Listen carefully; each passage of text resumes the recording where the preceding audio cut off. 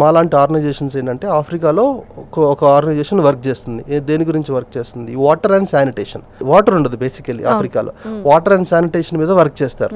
అలాగే కొన్ని ఇంకా ఆఫ్రికన్ కంట్రీస్లో మనకి ఏంటంటే ఎడ్యుకేషన్ కూడా సరిగ్గా ఉండదు, ఆ ఎడ్యుకేషన్ వర్క్ చేస్తారు. ఇలా వన్ ఆఫ్ ద SDGs గోల్లో నెంబర్ 4 వచ్చి క్వాలిటీ ఆఫ్ ఎడ్యుకేషన్. అంటే సౌత్ ఏషియన్ కంట్రీస్లో మనకేంటంటే ఎడ్యుకేషన్ ఉంది, వీఆర్ ఎడ్యుకేటెడ్, మంచిగా అందరూ ఎడ్యుకేటెడే, బట్ స్టిల్ కాకపోతే ఏంటంటే క్వాలిటీ ఆఫ్ ఎడ్యుకేషన్ లేదు.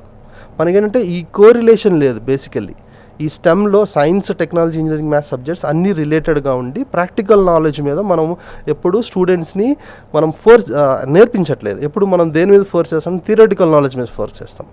సో నేను యాక్చువల్లీ ఈ కరికులం గురించి కానీ లేకపోతే ఈ ICSE సిలబస్ గురించి కామెంట్ చేయట్లేదు, but we wanted to take this as a skill development programming కింద కూడా వస్తుంది అనమాట.